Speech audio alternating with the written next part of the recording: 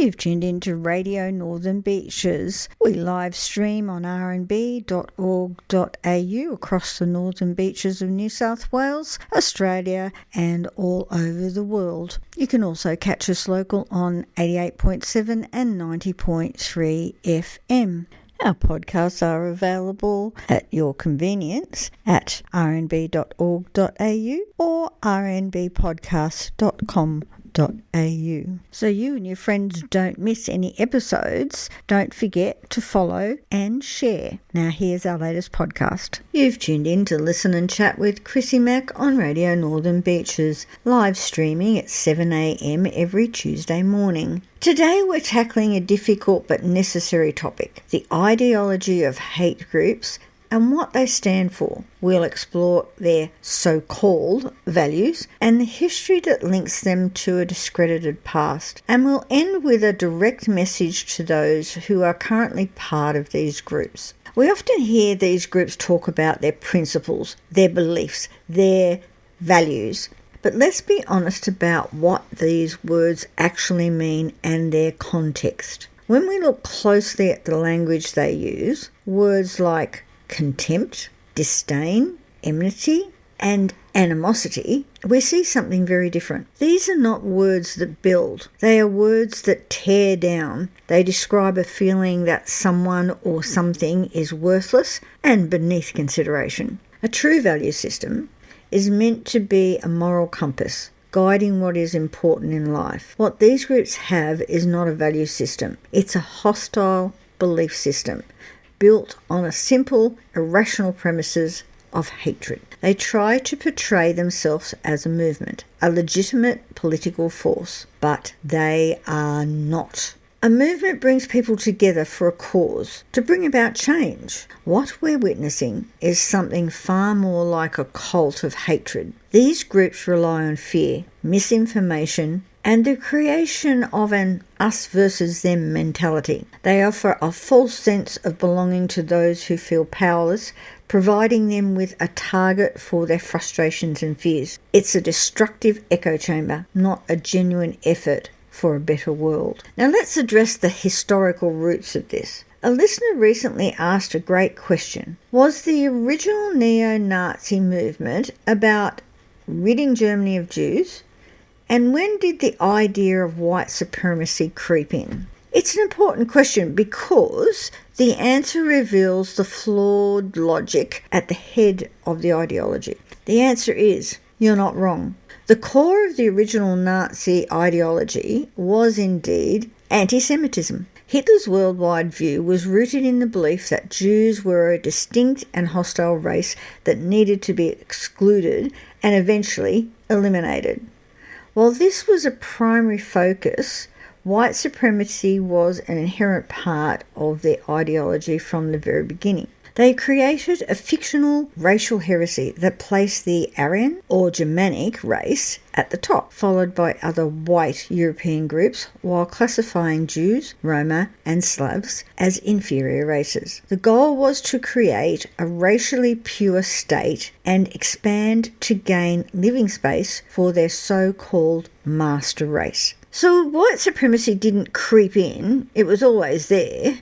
The original Nazi movement was a form of white supremacy from its very inception. After the defeat of Nazi Germany, the ideology was widely discredited. But it didn't disappear. Instead, it evolved. In the post-World War II era, fringe groups, especially in the United States, began to adopt Nazi symbols and tenets. The focus on the specific Germanic racial purity shifted to more general concepts of white power or white ethno-nationalism. This shift allowed the ideology to become a global phenomenon, gaining traction in countries with their own histories of racial segregation and tension. Now, the hatred for minorities like African Americans, Latinos, and immigrants is as central as anti-Semitism. The whole thing is a throwback to a prehistoric and arrogant mindset, one completely devoid of any compassion.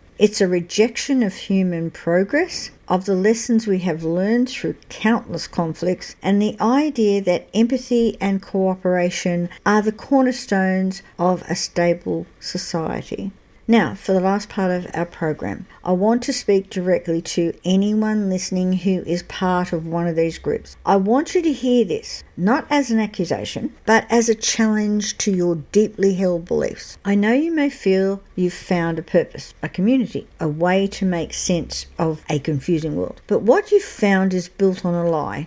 The core idea that you are superior because of your race is a flawed concept from the start. You've been told a story that blames others for your problems. But think about it. The idea that your life would be perfect if only a certain group of people didn't exist is a fantasy. It's an easy answer, but it's not the truth. Your anger and frustration are real, but they're being directed at the wrong target. These groups rely on your isolation and your feelings of powerlessness. They tell you that you are part of a special chosen group, but in reality, they're just using you. They're trapping you in a cycle of hatred that will only bring you and those you care about pain and regret. Your so-called brothers will only stand by you as long as you're useful to them and as long as you can sustain the hate. And what about your own family? What if, in helping this ideology rise, you inadvertently brought a hate group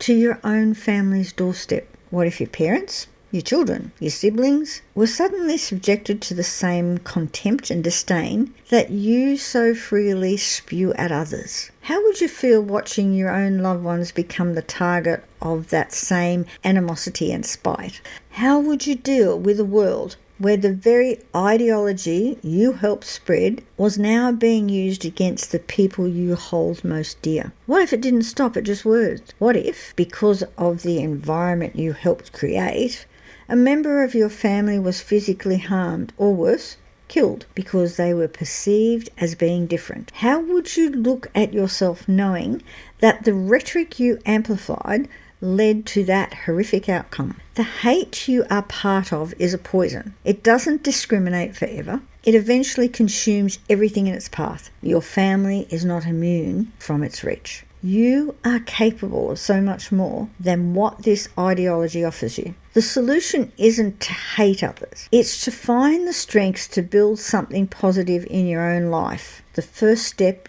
is often the hardest, but there are people and resources available to help you find your way. You are not alone, and it is never too late to change. There is a song by the Nickelbacks called If Everyone Cared. Now, despite the band's reputation, this song has an incredibly relevant and hopeful message. The lyrics directly address a world full of problems and offers a vision of what could be if people simply chose to care, love, and share. The words of the song are, if everyone cared and nobody cried, if everyone loved and nobody lied, if everyone shared and swallowed their pride, then we'd see the day when nobody died. In conclusion, the core of the modern hate group ideology is built on a fundamental contradiction. The members of these groups today are overwhelmingly young and have no personal memory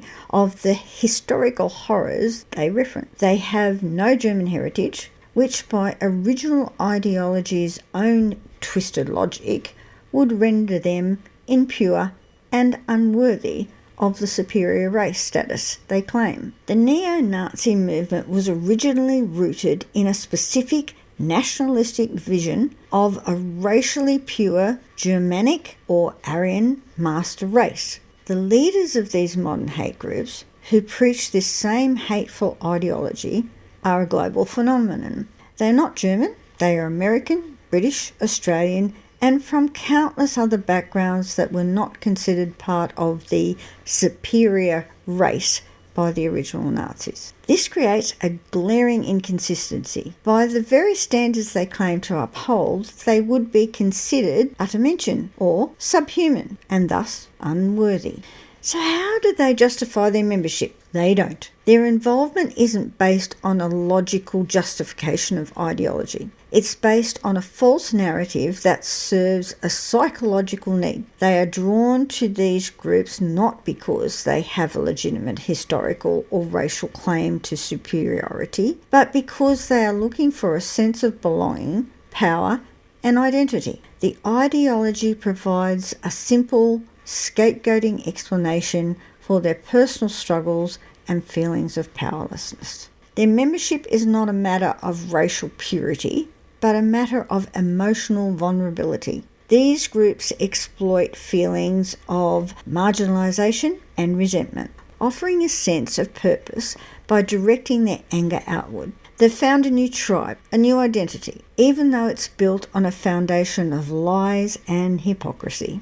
In the end, their alliance isn't to a coherent ideology, but to a shared hatred. And that hatred, as history has shown, is a poison that eventually consumes everyone, including the people who willingly embrace it. The hate they espouse is not about racial purity or historical justification. It's about a desperate and ultimately self-destructive search for meaning in a world they feel has left them behind. You're tuned in to Listen and Chat with Chrissy Mack. Be kind to each other, and I'll catch you next time. Australia, the lucky country. We've got meat pies. We've got the world's best beer. And most importantly, top of the list, we've got Radio Northern Beaches 88.7, 90.3. Now hitting the entire world on www.rmb.org.au.